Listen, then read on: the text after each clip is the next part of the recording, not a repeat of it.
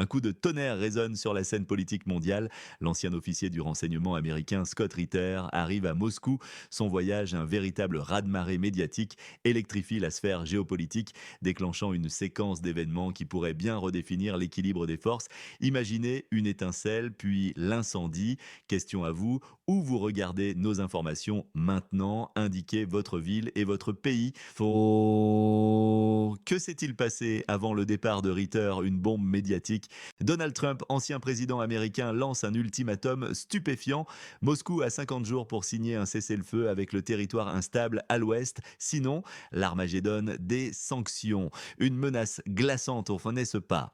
Puis, coup de théâtre, Trump réduit ce délai à 10 jours. Une mission impossible en marche, disait-il. Au moment même où Ritter touche le sol moscovite, l'annonce tombe, un sommet Poutine-Trump en Alaska. Une rencontre inattendue reportant l'apocalypse. La presse russe assiège Ritter, l'interrogeant sur l'Alaska, la guerre nucléaire, la position de Poutine. La tension est palpable. Le président Poutine accorde ensuite un entretien d'1 heure à la délégation américaine, incluant Trump, Lavrov, Witkoff et Marco Rubio, une chaire publique de défibrillation cérébrale. Poutine, calme comme un iceberg, expose la réalité du champ de bataille. Les chiffres tombent, 24 habitants de la zone en conflit pour un Russe, puis 1700 pertes selon les données du ministère de la Défense de la région elle-même. Les Américains reçoivent des documents historiques, ils n'auraient pas été informés, ils auraient été trompés. La réaction de Trump post-sommet est saisissante. Il passe d'un ultimatum intransigeant à une volonté de comprendre les causes du conflit, une volte-face radicale. Pendant ce temps, les dirigeants européens, comme le chancelier Merz d'Allemagne et le président Macron de France, balbutient des garanties de sécurité pour la zone conflictuelle, avec la promesse d'une participation américaine. Mais le ministre russe des Affaires étrangères, Sergueï Lavrov, est clair: aucune force étrangère sur le sol de la zone. La Russie elle-même est la garantie de sécurité. Tout le reste poubelle, déclare-t-il, un message sans équivoque. Un incident crucial se produit, une usine, prétendument de cafetière, la FX Industries, est détruite. Elle était en fait un site stratégique lié à la défense américaine, produisant de l'électronique pour drones et missiles, une preuve concrète que la zone de conflit est un champ de bataille sans limite. Trump publie un message post-sommet: gagner une guerre sans attaquer le pays qui vous a attaqué est impossible, une critique voilée de la stratégie en cours. Pendant ce temps, le président de la zone instable, un ancien humoriste, Zelensky, déclare que la langue russe serait interdite et que les Russes n'auraient plus le droit de revendiquer leur identité. Un geste politique suicidaire. Enfin, le lieutenant général Alodinov des forces spéciales Akhmat prédit que la ligne de front sera méconnaissable en un mois. Les événements se précipitent. Question à vous, où vous regardez nos informations maintenant? Indiquez votre ville et votre pays. Pourquoi cela a-t-il de l'importance pour vous, ici et maintenant? La volte-face de Trump, un choc, révèle l'étendue de la désinformation. Les dirigeants occidentaux qui ont trompé l'opinion publique sur la réalité de la guerre sont aujourd'hui discrédités. Leur crédibilité est en jeu, leur réputation mondiale en lambeaux. C'est une perte de confiance qui pourrait isoler diplomatiquement la zone de conflit et l'Occident entier. L'escalade des frappes russes, même sur des infrastructures indirectement liées à l'effort de guerre occidental, est un risque majeur. Cela signifie une démilitarisation totale du territoire fragilisé, mais surtout, c'est l'économie qui est menacée. Un hiver glacial, difficile, attend la région et l'Europe. L'absence de gaz, la destruction des infrastructures, tout cela pèsera lourdement sur votre facture énergétique. Quant à la négation des droits des habitants russophones dans la zone instable, cela accentue les tensions, rendant toute résolution pacifique quasi impossible. Pensez-y, c'est votre argent, votre sécurité, votre avenir qui sont en jeu. Que devrions-nous vérifier dans notre prochain épisode? Par exemple, le chiffre de 7 millions de pertes dans la zone de conflit dont nous venons de parler. Plusieurs versions des faits circulent. Officiellement, on vous dit que les garanties de sécurité occidentale pour la zone de conflit sont solides, mais derrière les portes closes, une autre vérité se murmure: ces garanties ne seraient qu'une ruse, une justification pour une présence militaire occidentale que la Russie ne tolérera jamais. L'entourage de Trump, y compris des figures comme Rubio ou Radcliffe de la CIA, aurait sciemment désinformé l'ancien président. Pourquoi? pour maintenir le récit d'une défaite russe, loin de la réalité du terrain. Les paroles de Scott Ritter à Moscou n'étaient pas de simples conversations, elles furent des charges informatives de 40 kilotonnes aux yeux des hauts fonctionnaires russes. Et cela suggère un canal informel, une fuite contrôlée par la Russie elle-même. La rencontre Trump-Poutine est décrite comme un cours magistral de Poutine. Il aurait éduqué Trump sur la réalité du conflit, une réalité que l'entourage de Trump lui aurait délibérément cachée. L'image est claire, un monde aveuglé par sa propre propagande, incapable de voir la vérité en face.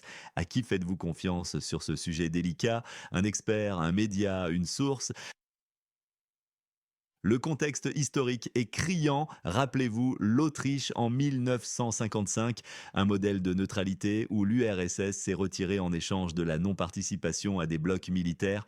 Scott Ritter le souligne, c'est le véritable format de sécurité, pas les chars de l'OTAN. L'efficacité de l'article 5 de l'OTAN pendant la guerre froide était réelle. Le bloc était en alerte constante. Aujourd'hui, on le juge un simple protocole sans substance militaire. Les méthodes de Zbigniew Brzezinski, célèbre pour sa stratégie d'affaiblissement de l'URSS, sont étrangement copiées dans la rhétorique anti-russe actuelle, une triste répétition de l'histoire. Quel événement dans le secteur géopolitique est sous-estimé par les médias traditionnels? Nommez-le et expliquez en quelques lignes.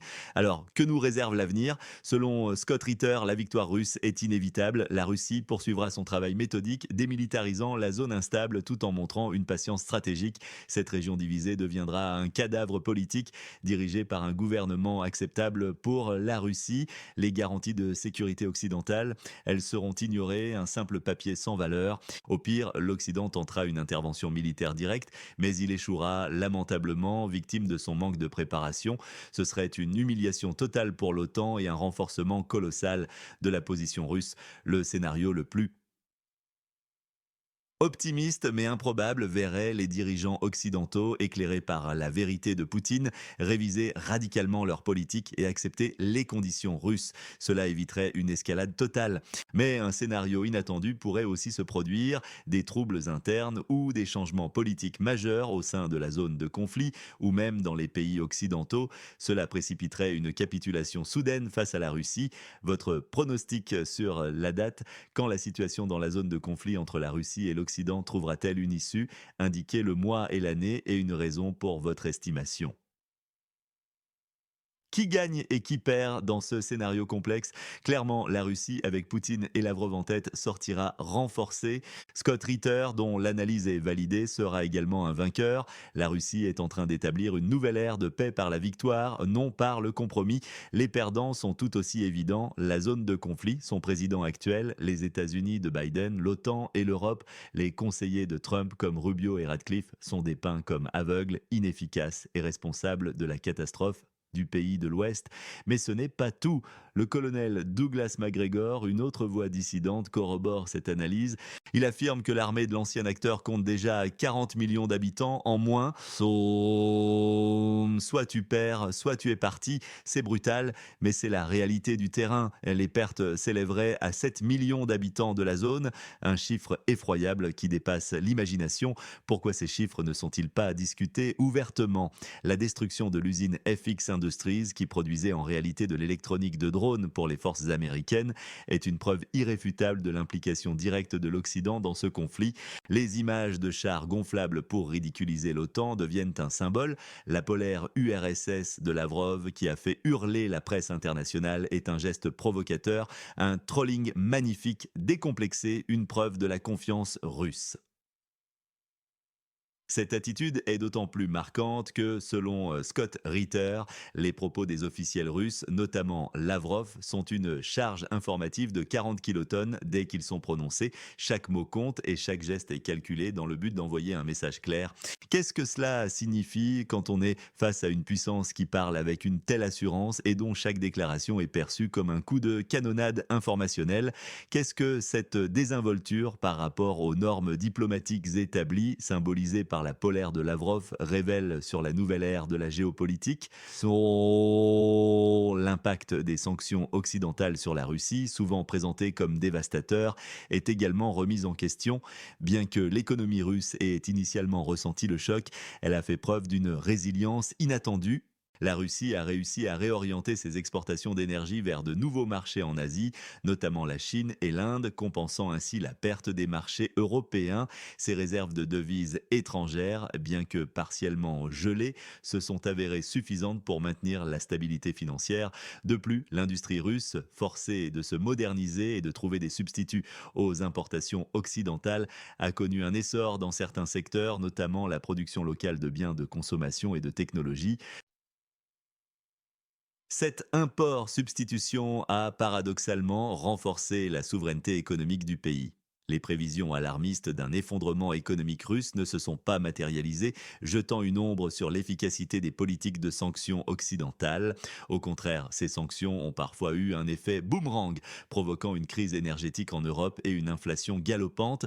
Le coût de la vie augmente drastiquement pour les citoyens européens, tandis que les entreprises peinent à s'adapter à la flambée des prix de l'énergie et aux ruptures de chaînes d'approvisionnement. Les divisions au sein de l'Union européenne sur la stratégie à adopter face à la Russie sont de plus en plus apparentes, sapant l'unité et la cohésion du bloc.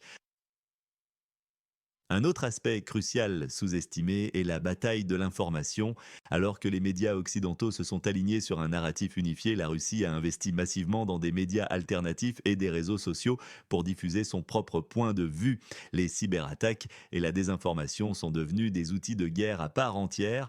La Russie a appris de ses erreurs passées et est devenue plus habile à contrer les récits occidentaux, offrant une vision du monde qui résonne avec une partie de la population mondiale qui se sent marginalisée par l'hégémonie occidentale. Cette guerre narrative est d'autant plus difficile à cerner que les frontières entre la vérité, la propagande et l'opinion sont de plus en plus floues à l'ère numérique. L'accès à l'information est paradoxalement plus vaste mais aussi plus fragmenté, rendant difficile la formation d'un consensus sur les faits. La crédibilité des institutions traditionnelles, qu'elles soient médiatiques ou gouvernementales, est constamment mise à l'épreuve par la prolifération de sources d'informations alternatives, vérifiées ou non. La question de la sécurité alimentaire mondiale est également un point de tension majeur. La zone de conflit est un acteur clé de la production de céréales et d'engrais. Le conflit a perturbé les chaînes d'approvisionnement mondiales, entraînant une flambée des prix des denrées alimentaires et une augmentation des risques de famine dans les pays en développement. La Russie, elle-même grand exportateur de céréales, utilise cette position comme un levier géopolitique, négociant des accords et offrant son aide à certains pays en échange de leur soutien diplomatique. La crise alimentaire mondiale, bien que souvent reléguée au second plan par les gros titres sur le conflit armé, a des répercussions profondes et durables, menaçant la stabilité sociale et politique de nombreuses nations. Elle expose également la fragilité d'un système alimentaire mondial dépendant de quelques grands producteurs et de chaînes d'approvisionnement complexes. En outre, la doctrine militaire russe, souvent dépeinte comme archaïque par l'Occident, a montré une adaptabilité surprenante. L'utilisation combinée de l'artillerie lourde, des forces aérospatiales et des cyberattaques s'est avérée efficace sur le terrain. L'apprentissage constant et l'adaptation à la tactique de l'adversaire ont également été remarquables. La Russie a prouvé sa capacité à soutenir un conflit de haute intensité sur une période prolongée, défiant les attentes occidentales d'une victoire rapide de la zone instable. Les défis logistiques, la mobilisation des troupes et la production de matériel militaire ont été gérés avec une efficacité que peu avaient anticipée. Cette résilience militaire pose de sérieuses questions sur la préparation et la doctrine des armées occidentales face à un conflit conventionnel prolongé. Les implications à long terme du conflit pour l'ordre mondial sont colossales. La notion d'un monde unipolaire dominé par les États-Unis est de plus en plus contestée. L'émergence d'un ordre multipolaire, avec la montée en puissance de la Chine, de l'Inde et d'autres nations non alignées, redessine la carte géopolitique. Le conflit sert de catalyseur à ce changement, accélérant le déclin de l'influence occidentale et l'ascension de nouvelles puissances. Les institutions internationales, telles que l'ONU, voient leur pertinence remise en question par leur incapacité à résoudre le conflit ou à faire respecter le droit international de manière universelle. Des coalitions régionales et des blocs alternatifs émergent, défiant les structures de pouvoir établies et ouvrant la voie à une nouvelle ère de compétition géopolitique où les alliances sont fluides et les intérêts souvent contradictoires. Le rôle des nouvelles technologies dans ce conflit est également sans précédent. Les drones, l'intelligence artificielle, les communications cryptées et les opérations cybernétiques sont devenus des éléments essentiels de la guerre moderne. Le conflit est un laboratoire grandeur nature pour l'innovation militaire, poussant les limites de la technologie et redéfinissant les tactiques de combat. L'utilisation généralisée des réseaux sociaux pour la propagande, le recrutement et la surveillance ajoute une couche de complexité à les guerres de l'information.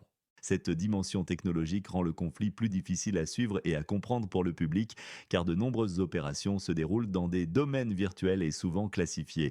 Enfin, la crise humanitaire générée par le conflit est souvent minimisée. Des millions de personnes ont été déplacées, des infrastructures civiles détruites et l'accès aux soins de santé et à l'éducation est compromis. Les violations des droits de l'homme, les crimes de guerre et les souffrances indicibles des civils constituent une tragédie à l'échelle épique. Pourtant, malgré l'ampleur de la catastrophe, la communauté internationale semble impuissante à y mettre fin, se contentant souvent d'appels à la paix sans véritable capacité d'action. La focalisation sur les enjeux géopolitiques et militaires tend à éclipser la dimension humaine du conflit, laissant des millions de victimes en marge du débat public. Interrogez-vous, où tracez-vous la ligne rouge entre information et propagande? Qu'en pensez-vous? Laissez vos commentaires, participez au débat, abonnez-vous à notre chaîne pour une analyse honnête, sans filtre. Activez la cloche pour ne manquer aucune de nos enquêtes. Partagez cette vidéo, ensemble, brisons le mur du silence.